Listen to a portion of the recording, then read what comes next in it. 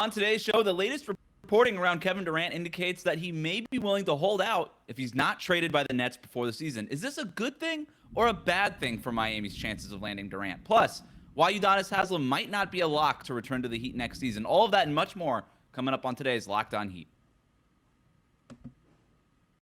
You are Locked On Heat, your daily Miami Heat podcast.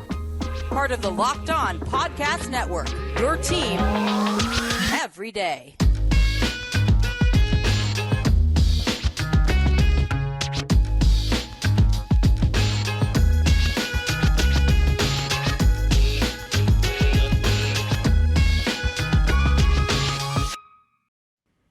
All right, welcome to Locked On Heat, your daily podcast covering all things Miami Heat. I'm Wes Goldberg here with David Ramil. However, you might be tuning in on YouTube, Odyssey, or your favorite podcast app. Thank you so much for making Locked On Heat your first listen every day. Taking a break from our 2006 NBA Finals rewatch.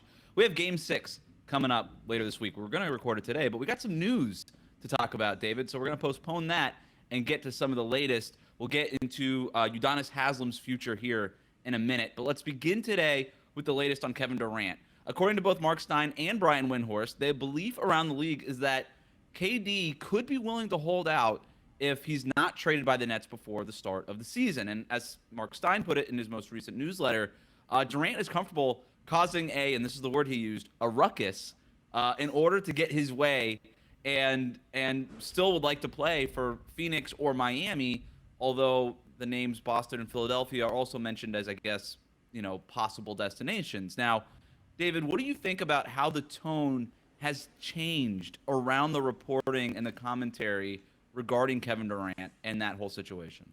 Well, initially it was, can they salvage it, right? Like, it didn't seem like it was such a dire situation. His meeting with Nets owner Joe Tsai, I think was kind of vague. Like, you didn't know exactly what the next step was. It was either us or it was me or them, right? And in reference to Steve Nash and Sean Marks. And now we've taken this sharp turn where it's like, no, I trade me, I'm gone. Because apparently it doesn't really matter whether or not they fire, Marks and Nash. It's about his unwillingness to be there. And that's a little change that we didn't expect. I don't think that I don't see what his problem with Brooklyn. Not the city that's a problem. It's not the market that's a problem. Obviously, those are, both great places, the great aspects of being a Nets player. So does this go beyond just the front office being a problem? Is it just that he wants to move on? And it's kind of like linking back to something that I mentioned last week. Like, how do we know where Kevin Durant is going to be in 2 years? Because it just seems like with every passing season, he grows more and more fickle about what it is that satisfies him or what it is that motivates him to go to that next level. I look, not reporting anything, obviously, and kind of in line with what they're saying. Like, I don't see why he wouldn't contemplate retirement. Like, he's already done everything he needs to do as an individual basketball player and as a team player. Like, he's won his titles, he's won his MVP, his legacy is secure. He could retire now at this point in time because I just don't know what it is that keeps him coming back for more, especially when he just seems so constantly unhappy.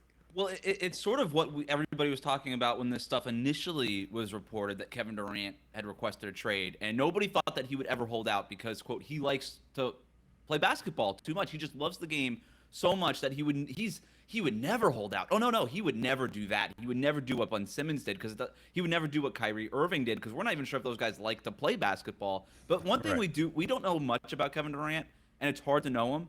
But one thing we do know about Kevin Durant, he loves basketball. Like, that is not under any sort of question, right? And so everybody around him was saying, oh, no, he'll never hold out because he wants to play too bad. He wants to be out there anytime he can. He already missed an entire season with injury. He just never wants to go through anything like that again.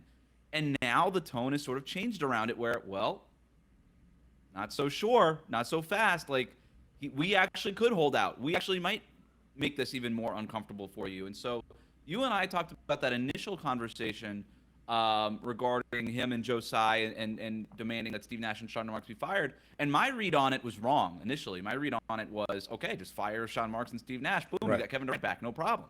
But that apparently isn't even his goal. He doesn't care whether or not Steve Nash is the head coach or not. He don't even care. He's just trying to make things as uncomfortable as possible. And boy, would that be uncomfortable if they do not trade Kevin Durant and Steve Nash is still the head coach, which according to Joe Tsai on Twitter, he's got support, He's supportive of Steve Nash, which doesn't mean a whole lot.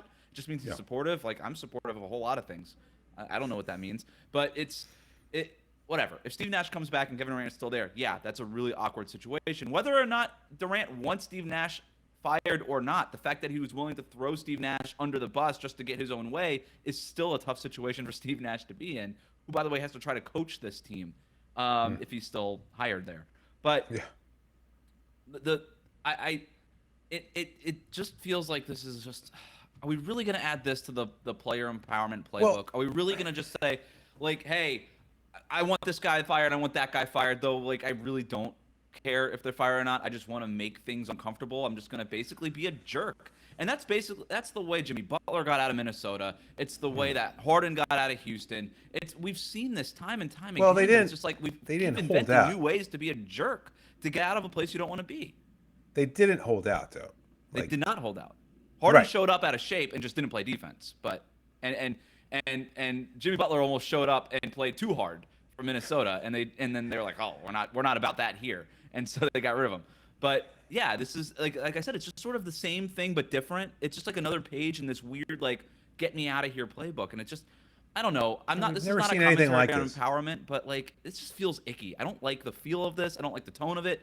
It's just this is not good. This is not good.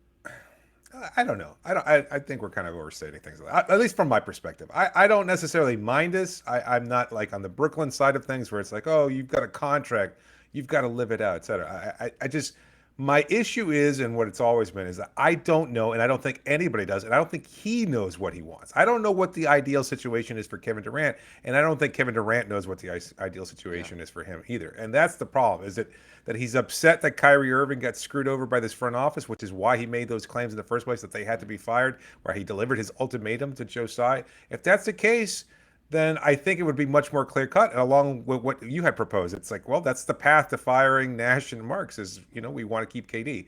But it doesn't seem like that's the case. It doesn't seem like he wants to be in Brooklyn now. But that's the team he chose. They built the team because of him.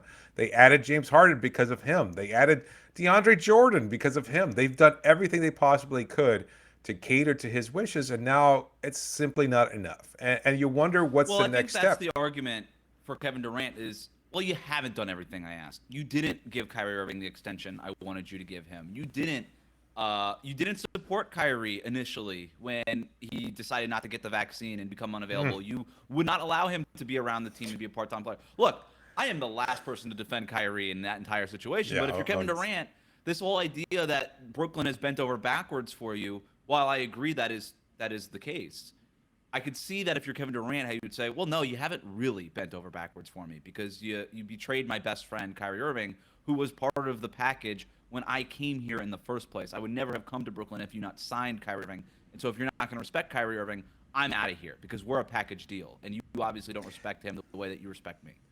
Yeah. It's been too wishy-washy from the start. And I think that's part of the problem is that they and I guess this must happen. I don't want to sound like I'm naive about this, and I understand your superstar will always have and has always had a lot of power with their respective organizations. But it's kind of also what makes Miami stand out. It's that they don't kowtow to these players to the same degree. Like, it's okay to have whatever off the court interest you're going to have. They haven't done anything about stopping Jimmy Butler and his love of coffee, tennis, women, wine, whatever. Like, they're not going to change any of that, and they're not going to try to change it because, well, he does the work, and they've never doubted that for an instant. The problem was when, reportedly, LeBron James wanted things done his way as far as players traveling with a team or friends of his traveling with players and things of that sort. And that's where they draw the line. There has to be an ultimate commitment to basketball. I don't know if it's the right way, but I know that it works. And I think that's the problem with Brooklyn is that they started giving ground almost from day one when they accepted Kyrie and KD on their team, and now they all of a sudden have to draw a line, put their foot down, and say, no more. This is it. This is where we are. Right. And now they have no choice. Like that, I don't know what else they can give KD because apparently nothing is enough to make him satisfied. So just let him hold out. This is where you draw the line. Make a stand right now and just say, good, you want to hold out? What? I don't want to pay your ass anyway. It feels like we're going down that road, don't we? Because Joe Tsai is out here publicly saying things on Twitter, while Kevin Durant has been on Twitter but not publicly talking about his trade request. He's talking about everything but his situation in Brooklyn. For sure. No, absolutely. But now you have a power struggle happening right now in Brooklyn. And so I do think what you just said, just let him hold out. I kind of think that's where like I think that's where ownership is right now. They're just like, yeah, Kevin Durant, you want to hold out? All right, you got 4 years left on your contract, buddy. How long are you willing to do it? And we just and by the way, this whole thing that's happening with Philadelphia and Ben Simmons, with Philadelphia withholding his salary the way that they did, and now him basically suing to try to get it back, and that how that plays out is very important, right? And depending on how long the Kevin Durant quote unquote holdout lasts, not that it technically has not even begun yet, but that's what they are threatening. If Ben Simmons is able to get his money back, or even a significant portion of it back, then Kevin Durant gets a lot more comfortable holding out, right? But if Ben Simmons just loses that money, Kevin Durant, maybe the seat gets a little warm under him, right? And so how does this benefit Miami then? Because I think that's a conversation a lot of our listeners and viewers want to hear. So exactly, and you mentioned how the Heat's front office deals with these kinds of things. How does this impact Miami? Does Miami want anything to do with Kevin Durant at this point? That's what we're going to get to here next. But first, today's episode is brought to you by Built Bar. If you haven't tried Built Bar Puffs yet, you are depriving yourself of one of life's greatest joys. And guess what? There is a new flavor. Are you ready? Delicious, indulgent cookie dough. Covered in chocolate. That's right. Built has done it again. Let me introduce you to your new favorite cookie dough chunk puffs. They have a light and chewy texture, real cookie dough chunks, and of course, they're covered in 100% real chocolate. All of the joys of eating cookie dough without the hassle of making it. Plus, it's healthy for you. Cookie dough chunk puffs are only 160 calories. They have a whopping 15 grams of protein. So run to Built.com to snag a box for you and the family. It's the perfect treat, or you can find a really good hiding place and just hoard them for yourself. Like all Built bars, the new cookie dough chunk puff is covered in 100% real chocolate. That means they're healthy and tasty. Chocolate-covered cookie dough with a light, fluffy texture. It's delicious. That's great. What's great about Built is that all of their bars are made with collagen protein, which your body absorbs more efficiently and provides tons of health benefits. I think it's good for your hair and your fingernails, I hear. Yep. So that's something. Eat something that tastes good and is good for you. You're going to love the new cookie dough chunk puff. Whether you need a snack for your workout, a late night treat, or just need to grab a quick bite, Built is the perfect protein bar, and they taste better than a candy bar. So ditch the calories, the fat, and the sugar, and grab yourself a Built bar. Go to Built.com. Use the promo code LOCKEDON15 and get 15% off on your order. Again, use that promo code LOCKEDON15. Back here, Locked On Heat. Find us on Instagram and on Twitter at Locked On Heat. Got a bunch of social content out there for you there. Of course, subscribe on YouTube if you're watching us there. We're going to get to Udonis Haslem's future here in a minute, but we're continuing our conversation regarding Kevin Durant and how this fits in with Miami's plans. Now, I don't know about you, David. You brought up the concern that maybe Kevin Durant is not the right choice for the Heat, or this is certainly a factor. He's so wishy-washy. What's he going to want? I mean, you could see how things would go south in Phoenix. You could see how things would go south in Miami. I mean, let's say, hypothetically, and let's not even talk about trade packages because we've done that a million times. Yep. But the Heat trade whatever it takes to get Kevin Durant. Kevin Durant is playing for the Miami Heat next season. How does that go wrong? I think because that's sort of the calculus that you have to do. You kind of have to play that. You have to game it out if you're the Heat's front office, right? All right, I think that's a real factor is the emotional, state of Kevin Durant and how much you could trust that and whether or not he's going to want out in a year, 2 years, 3 years, or sometime before that contract expires. And now whatever you traded for Kevin Durant, assuming that it's going to be a whole lot of the future, if not all of it, can you even recoup any of that back? How much of it could you recoup back? All of this matters. All of this comes into all of this is a factor in the decision-making process. But how does that go wrong? Are the Heat almost, if Kevin Durant wasn't happy with how Brooklyn, they bent over backwards, but not enough. Obviously, like you said, Miami's not going to bend over backwards to the degree that Brooklyn did. Is he going to be cool with that? I don't know. I think he would.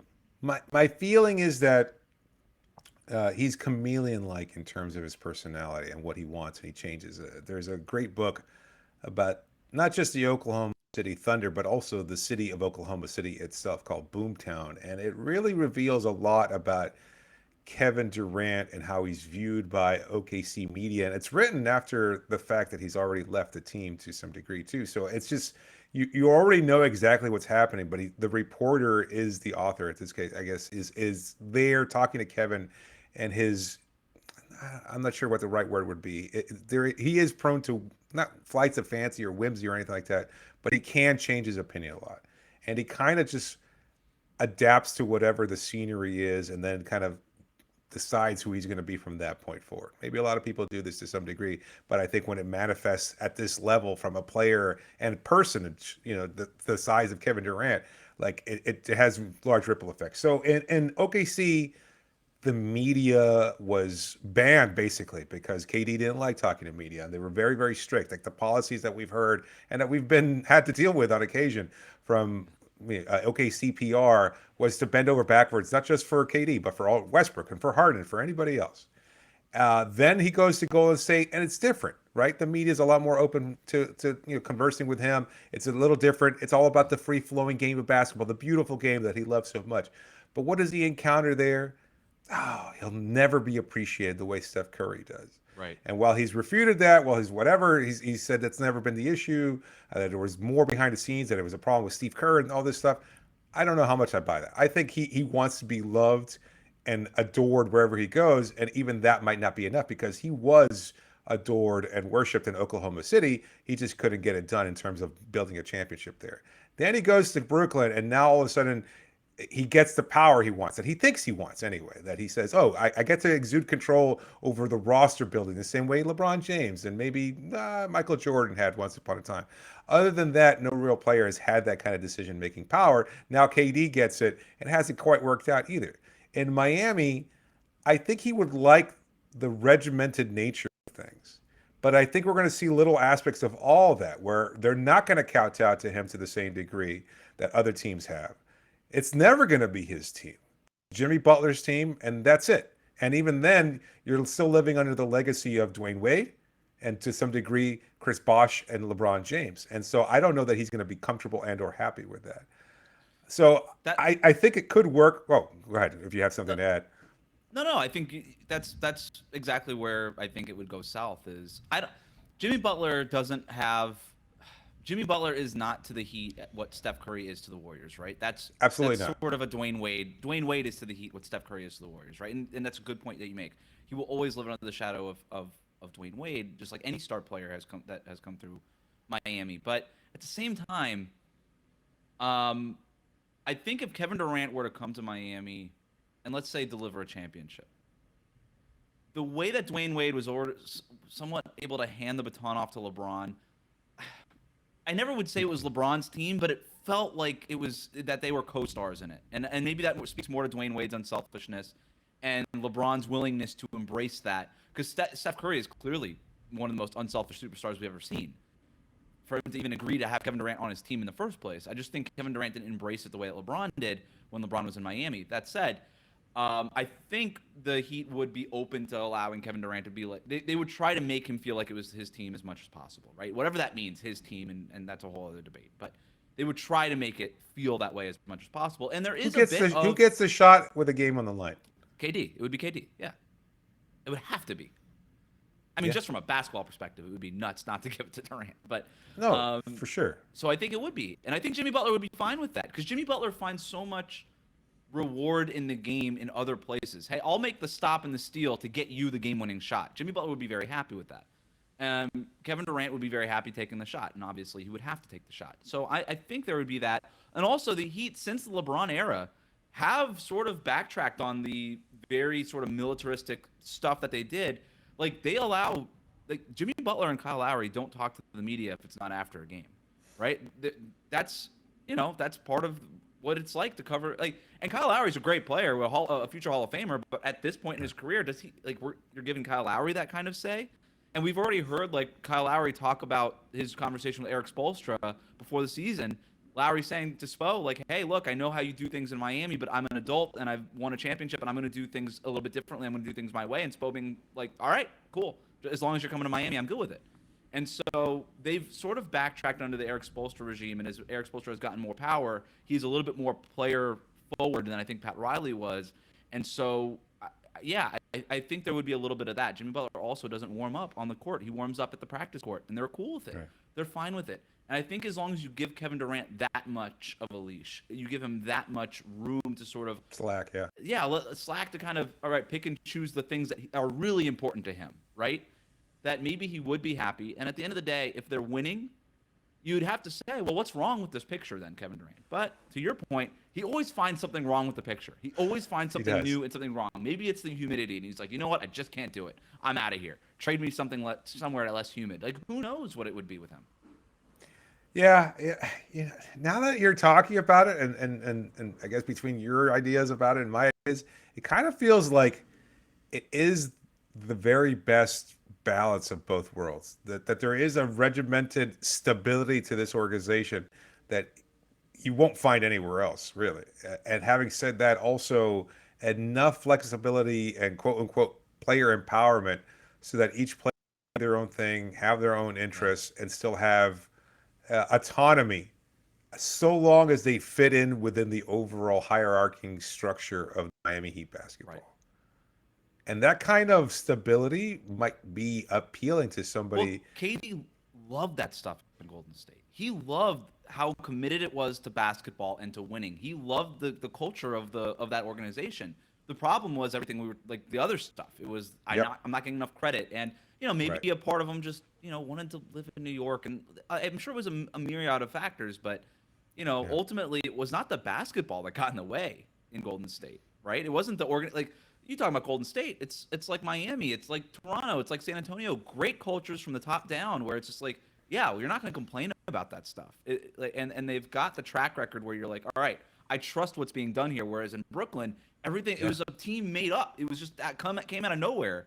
And they had no track record, so there was no level of trust. There was no Pat Riley coming in and putting the rings on the table and be like, just trust me, okay? I got this. Nobody in Brooklyn could do that. Not even Steve Nash, who won a pair of MVPs, never did anything as a head coach. And so it's a little bit different. And so he's spoken highly about Riley and Spoelstra in particular, right? I think it was the Bill Simmons podcast a couple of years ago where he just he raved about Spo, and I think he's never been so affluent with his praise of Steve Kerr or Nash or Scott Brooks. I mean, maybe that's not a lot to choose from there. Kerr is certainly a great coach, but I don't know. I wonder if I wonder how he feels about the strength of this organization. Like now that we're kind of working this out, I was like, I think he would want to be here more than any other place because I think it's a perfect marriage for him in terms of giving him what he wants, commitment to high level basketball, freedom to explore off the court interests, do your own thing, but also just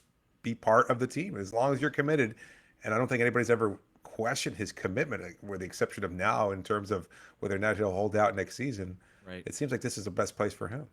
It seems interesting too that the other team he listed was Phoenix, and I think a lot of people would say, well, they had the best record in the Western Conference, but they couldn't quite get over the hump. Kind of ditto of the Warriors situation last year. But is it a coincidence? I don't know that James Jones, who basically learned how to run the Suns based on, and James Jones has talked publicly about this, based on how Miami operates with Pat Riley. Yeah. Like James Jones is trying to create the Miami Western Conference, basically. Yeah. I do wonder if that's a coincidence. It might be. It might just be a coincidence. I don't know. It might just be, hey, the Phoenix Suns are really good. Kevin Durant sees that as a team that he could just bring over the hump. Maybe it's as simple as that. And also Phoenix is, an hour private jet from LA where he could also explore some of those business ventures and those kinds of things. And he's got his own production company the same way that LeBron does. Maybe that's all there is, but it is interesting. I think basketball-wise it would work. Basketball-wise, it would work out. What'd you say? Where's Rich Kleiman from? Isn't that his? I think he's a New Yorker. I think that's probably the reason why they're in New York. Okay, that makes sense.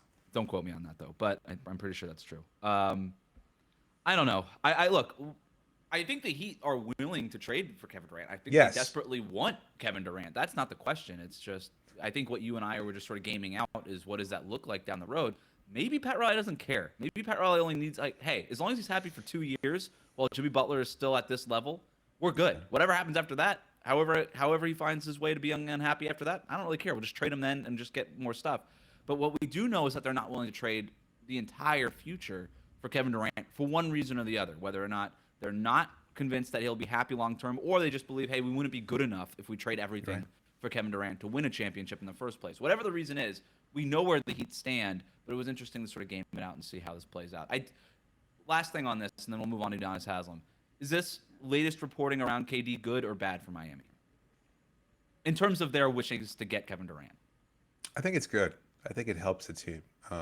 Because if things are getting to that point where it's dire, and I think Windhorst in particular made a really you don't want to go into training camp with the burden, the heavy dark cloud weighing on this. Because one way or the other, you've got to find a way to move on. If you're leaning in with Kyrie and whatever else they have on that roster, whomever else they have on that roster, then move on. But you can't just have that dragging in there. We saw how it impacted the Houston Rockets a couple of years ago with James Harden. We saw how it's impacted the Minnesota Timberwolves Well, when James Jimmy Harden was forcing his way.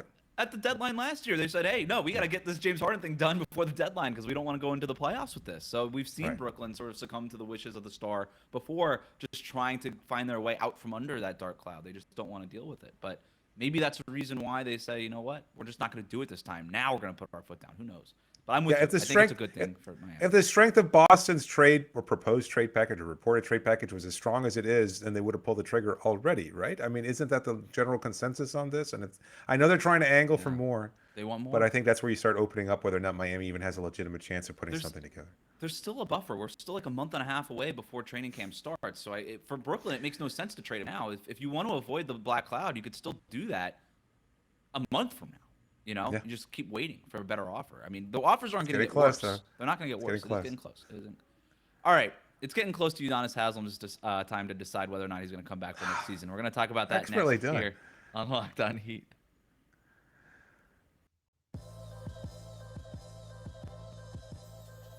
Locked On Heat, your daily podcast covering all things Miami Heat. We'll get to Game 6 of our 2006 NBA Finals rewatch later on in the week. Reach out, lockedonheat@gmail.com. Let's move now to Udonis Haslem, who told reporters at Nova Southeastern on Monday.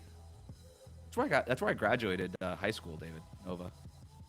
I didn't go to Really? high school at Nova because that would make no sense. But yeah, our graduating class was so large at Terra. Oh, your Bella commencement High School. ceremony was held at Nova Southeastern. Is that what you're indicating? I graduated high school. Yeah, is that what a commencement ceremony is? I graduated high school at Nova Southeastern. Yeah, they held it at Nova in order to be able to house the Accommodate. vast amount of students that we had. Nice. Fun fact about one of the co-hosts here on Locked On Heat. Anyway, Udonis Haslem said at the spot of my high school graduation on Monday that he hasn't decided whether to return to the Heat next season, saying, quote, I go back and forth with myself about it. It's not a physical thing. I could still do it. It's more mentally. And he talks about how his father wanted him to play 20 years in the NBA. Of course, Udonis Haslem's dad no longer with us. And so he speaks pretty openly to reporters about the fact that, hey, like, I don't really have to appease my dad anymore because he's not alive. Yeah, not here. Yeah. There's obviously still part of him that wants to honor that memory and what his father wanted for him. But he's also spoken about the fact that he didn't do a whole lot of what his father wanted to do and wanted him to do throughout his career. He sacrificed money to stay with Miami. He sacrificed playing time to stay with Miami. According to Udonis, his dad wasn't always cool with that, and Udonis Haslem always did his own thing. But there's clearly this sort of internal battle with him about whether or not he wants to come back or not. And now, the Heat have given Udonis Haslem that option. It's up to him. They have a contract, a minimum contract, $2.3 million or something like that, at the table, waiting for Udonis Haslem to sign it. Now, this kind of lines up with, stuff that I've been hearing this summer, that Udonis Haslem coming back for his 20th season was far from a guarantee. And now we have his comments on Monday basically confirming that.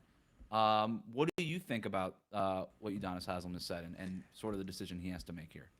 I think we've heard something from him for the first time now in terms of a specific role that he wants to establish for himself. And he uses phrase, a hybrid owner. And this is his quote, an owner that gets out there and does more than just sit on the sideline, cross his legs and watch. I want to work. I want to continue to push the culture and continue to impact the next generation of winning for the Miami Heat. So he sees himself entering Miami's front office and then, in his terms again, a hybrid owner. So I think that's perfectly in line with what the organization would want from him. I'm not sure how willing they are to cede an ownership stake for him. If there were questions about whether or not they were willing to give Dwayne Wade that significant piece of the puzzle, I don't know why they would want to give it to Udonis Haslem, as much as he is beloved around that front office and around South Florida. It could come down to just percentage or money or something. Maybe Wade was asking for more than what Haslem. But I'm with you. I'm with you.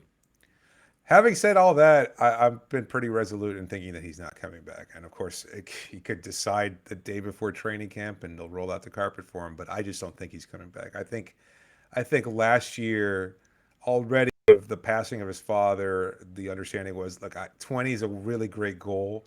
I don't have to really live up to 20 anymore. But he was there last year because, one, he was making an impact. Two, he was still capable of playing things that we've talked about ad nauseum.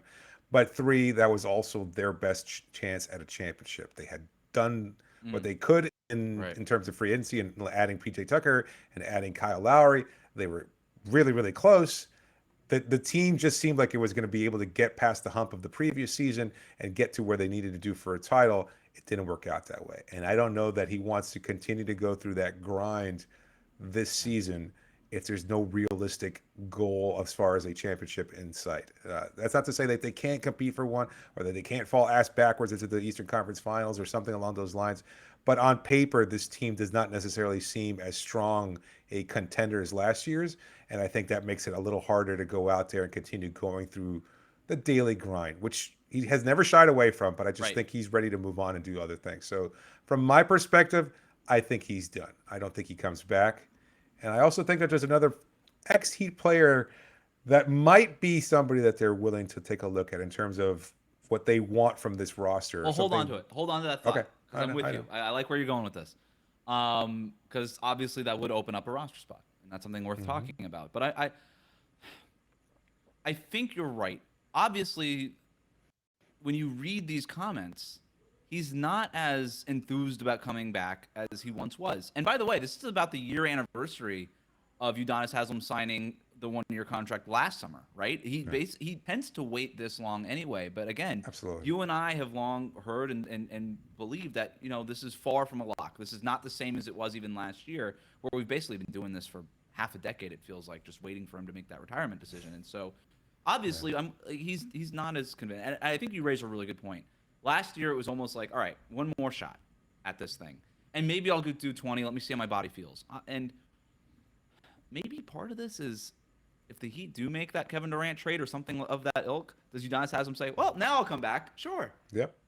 Maybe that's a huge part of it. Maybe he's waiting to see where this thing ends up too. I can see that. And if basically it's like, yeah, no, we're just this is the team in training camp. This is going to be it. Then maybe he doesn't care so much about competing for another ring. By the way, if he comes back to Miami and is in the front office, he still gets a ring, whether or not if they win a championship. He still gets a ring. So it's not just about that, but it's different when you're a player. You want to participate. Right. You want to, as a player, play and win a championship. It's different when you're one of the players. So I think that's part of it.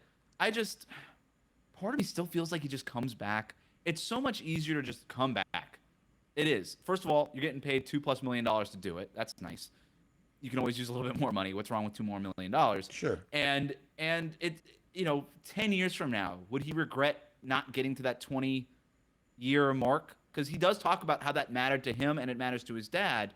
I think it probably mattered to his dad more than it mattered to him, but through that, it did matter to him. And I wonder if it's just, if you're UD and it's like, all right, worst case scenario, I make $2 more million because whatever role he gets, unless it's an ownership thing, he's probably not making $2 million in some weird hybrid front office role or whatever it is. So right.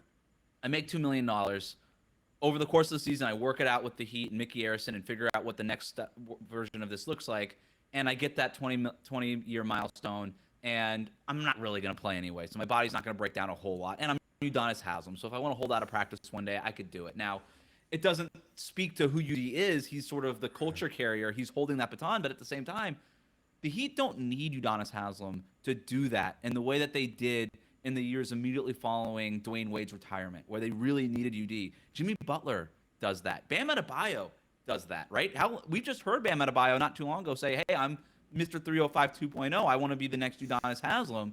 And I think he's an okay conduit for that, right? Like there's enough guys on this roster who embody the Heat culture that Haslem is not as necessary in that locker room as he once was. And so maybe it does clear the path for him to take a step back or just fully retire. Yeah, I could see that. It's a tough call. We've spoken about his value, and I think it's been pretty clear. I think players have all spoken about it. There is an incredible level of appreciation for what he does bring to the table, but I think now more than ever, it seems less urgent for him to be able to go out there and continue to make that sort of impact. So, yeah, that's what I come down to is that he probably won't come back. And I hear your points about, well, you can still make the money, you can still establish yourself, and you can still kind of just work towards whatever's next. But I don't know that he needs to. And it's not to say that he's going to laugh at $2 million because it's still $2 million. But I just don't think he's Right. also. I don't think he has to stick it out for a year just so he can collect a paycheck. I don't think that's ever been his goal. No, I mean the 20-year thing does sound important. Again, I wonder how important But it less is now. important But than it did, though. exactly. But Vince Carter, Robert Parrish, Kevin Willis, Kevin Garnett, Dirk, Kareem Abdul-Jabbar, Kobe, Jamal Crawford. That's a list of players who have played 20 years in the NBA. LeBron is probably going to do it. Carmelo Anthony, if he signs to another team, both of them are going could to potentially do it. Udonis Haslem, if he re-signs with Miami with the contract that is on the table for him, will certainly do it. And that's a short list, and it's an esteemed list, and it would be a very cool accomplishment if he does do it. But we'll see. We'll see what happens. Now, to your point earlier, if Udonis Haslem does not come back, then now the Heat suddenly have a 14th roster spot open. They do technically still have a 15th spot open, but they're not going to use it because they want to stay under the luxury tax. But if Haslem doesn't come back, Haslem, by the way, makes the maximum amount of minimum, if that makes sense. He makes the max minimum because he's played almost 20 years in the NBA. Yeah. And so they have a full minimum contract to use on anybody who is a free agent and willing to take it. Who do you like for that 14th spot? It's not who I like. It's who I think they might like. And maybe it was just inspired by a recent post on Instagram, but I think there's the possibility of opening up of bringing back a Myers Leonard to fill that center position. I don't even necessarily That's want not to where go I thought down. you were going with this. Okay. It's not. I told you where I was You going. texted me. I thought it was a joke. I forgot about it. That was just a No, I thought it was just an unfunny joke that you made. I think. Look, I think there's part of the Heat culture that accepts that his apology and growth from his terrible comments is genuine, and that he's made the leaps that he has. Like, I mean, we're talking about the guy. He's still in his mid to late 20s. Like, it's not like he's past his prime or anything like that. You could argue whether he was very good in the first place. By the way, that you're referencing? It's a professional photographer, or Cassie Athena. Oh, Cassie I think, Athena, and she yeah. shows a Drew Hanlon workout with Tyler Hero and Myers Leonard both there. So that's kind of what put the connection to me. I think that one season that he was with, I mean, he was part for that second season, but then there was the whole COVID impacted thing, and we weren't having the same kind of media access as we did. But the year before, in that locker room, he was beloved. He was appreciated. His gregarious, bigger than life personality, etc., everything about that just seemed to fit in well. And even the way Spoelstra used to talk about him, like there was an appreciation for his work ethic and everything else like that. And I think Pat Riley believed in that too, which is why he got the contract that he did. I think if there's a need for a floor spacing big and somebody who is going to work and fits into this culture and you can already feel comfortable with, it's a name. Yeah. I'm not saying I condone it. I'm not saying I think it's the right choice. I don't even know if it's the best choice, but I think it's a choice that the Heat front office would be willing to make. Yeah, I guess it would have to go to Mickey Arison. It would have to come across his desk and how he feels about it. Mickey Arison, obviously one of the more prominent Jewish owners in the NBA, would have to make a decision on that. And See, but the way, and I don't want to speak for Mickey Arison, nor do I want to get banned from FTX Arena for life. But I think even at the moment, like his response to have Myers traded, like not outright cut, showed like, we don't really want to screw the guy over. Like if you're just talking about non-committal, like I think he just kind of put it in the front office and Pat's hands and said, look, you figure it out. That was a salary thing. I mean, look, to your point, like no doubt, I do think that the Heat would be willing to consider it. I don't know. Like you said, I'm not going to speak for anybody in the front office, but based on their history, I think that they would be willing to give Myers another chance, maybe potentially. Mm-hmm. But what does he look like? He hasn't played basketball in a long. He wasn't like super awesome when he was in Miami. He lost a starting job and all these things. So we'll see. The other name I thought you were going with Markieff Morris, who's still out there and available. And I do wonder I think they're done. if it kind of felt like that bridge had been burnt the way that they handled the whiplash injury and everything like that. But now Markieff Morris is unemployed. So how burnt is that bridge? How burnt is that bridge? If it means just staying unemployed for Markieff Morris, I think he'd be willing to maybe patch things up if there's anything needed to patch up in the first place. But maybe he's an option too. The other guy we talked about, Carmelo Anthony. Wouldn't that be something? If Udonis Haslem said, you know what, I don't really care about a 20th season, I'm retiring, and the Heat were like, well, we'll just give Carmelo Anthony a 20th season, and they just came back and let Melo get that accomplishment instead. He could be an option too potentially, but I'm all for it. I think Markieff would be an interesting option. He could certainly start at power forward, game one. He knows the team. He knows the players. He was just there. Carmelo Anthony. I think probably Carmelo's a could've- better option to start at the 4 right now than anybody else on the roster. Definitely defensive concerns, but would space the floor. And if you're trying to lean into what it is that you want to be doing this next year, which is create a little bit more space around Jimmy Butler and Bam Adebayo, Carmelo Anthony would help you do that. Teams still close out on Carmelo Anthony. It's pretty remarkable. I mean, he could still hit that corner three with the best of them. So he's going to be in better shape than he's ever been at any point in his career. That's probably another true. thing too. And that's probably true. Even like Olympic Melo is in really good shape. But that's probably true. All right. That'll do it for us today. Remember to like and subscribe to new Locked On Heat episodes on YouTube or wherever you listen to podcasts. Thank you for making Locked On Heat your first listen every day. For your second listen, get up to date on the latest news and rumors in the NBA in just 30 minutes every day with Locked On NBA. Locked On NBA, your daily NBA update in just 30 minutes. Remember, we have our Game 6 rewatch of the 2006 NBA Finals coming up later in the week and plenty of more content that you're going to want to look out for. So make sure you subscribe, smash those buttons that need smashing, and we'll talk to you later this week. Thanks for joining me, David. You got it, Wes.